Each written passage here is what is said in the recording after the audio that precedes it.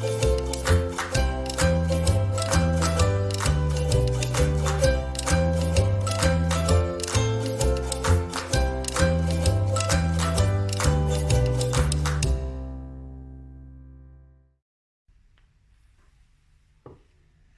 morning, everyone. So today we're going to be working a little bit on mime. Now we know that mime is when you have actions and you don't speak at all or make any sound with your voice. Now, if you are going to be doing a prepared mime, there are a couple of things that you need to remember.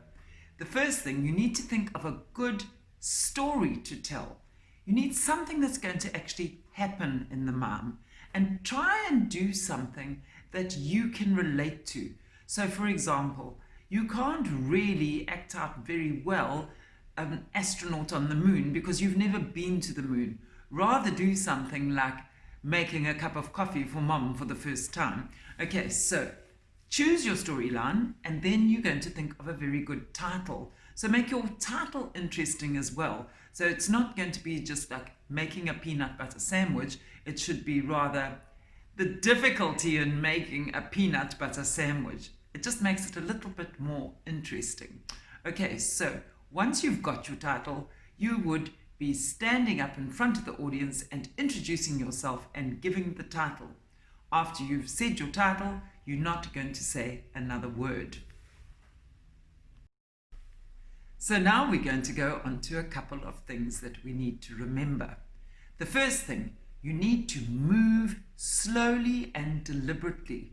Remember, there are no words to explain your story. Your movements are everything. So your audience has got to be able to imagine exactly what you are doing, and they've got to imagine all the objects that you are using. So move slowly and deliberately.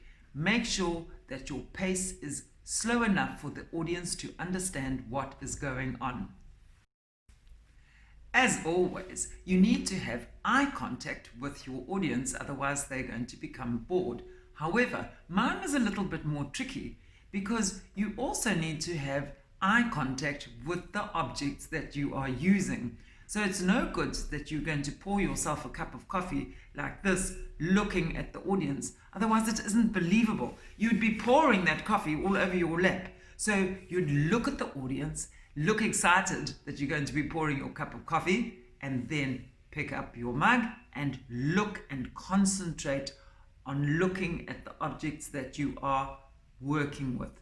Okay, so you need audience eye contact and you need object eye contact. Your facial expression is ever so important in a mime. It needs to show your emotions and how you are feeling. So if you are feeling a little sad, I want you to have a facial expression that is quite exaggerated and show your sad face. If you have got a happy, excited emotion that you want to convey, you need to have an excited face. So real, exaggerated, big facial expressions that the audience can read. And make sure that they can see your facial expressions. So when you are making your facial expressions, look at the audience. Where children fall down in their mimes is where they don't pay attention to details. So for example, if you were going to brush your teeth, you can't do this.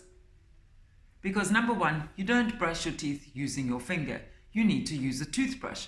So you would be holding a toothbrush and you would brush your teeth like this.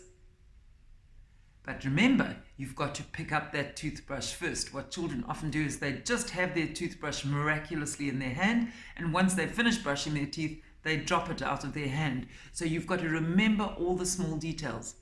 Pick up the toothbrush.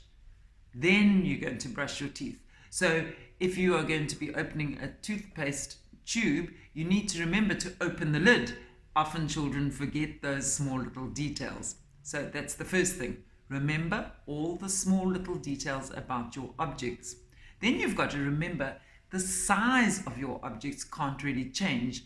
It's no good that you are working with a ball and the ball is this size, and then later when you catch the ball, it's this size. Okay, so you need to make sure that you keep your size the same and evenly all the way throughout. If you have worked on a piece of furniture for example, a table, and your level of your table is, say, here, you can't suddenly make your table drop in level. So you've got to be careful. If you're positioning a cup on top of your table and you're going to pick it up again from here, you can't pick it up at a lower level. Otherwise, it means that the whole table level has dropped. Remember as well that you can't walk through furniture or through a door. So if you've opened or closed a door, you must remember that you've done that so that you don't actually walk through the door and the audience gets confused as to what you are doing.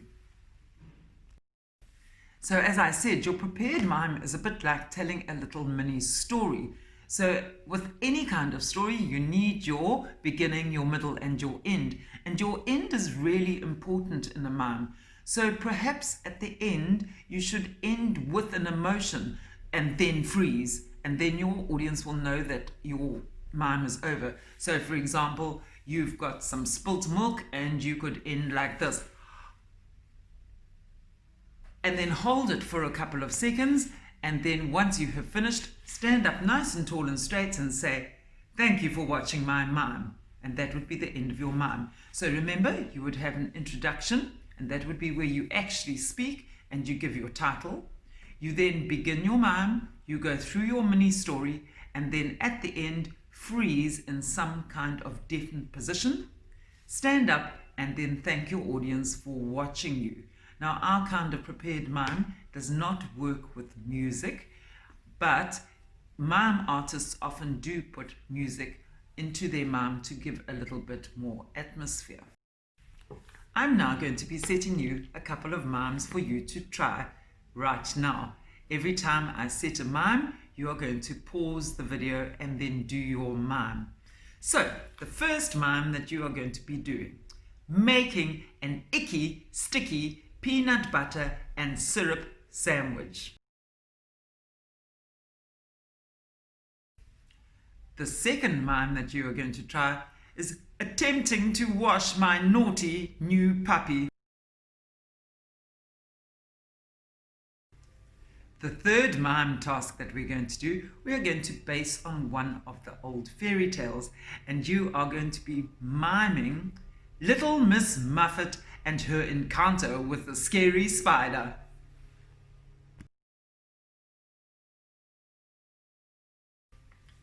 The fourth mime you are going to be doing is The Mystery of the Missing Sock.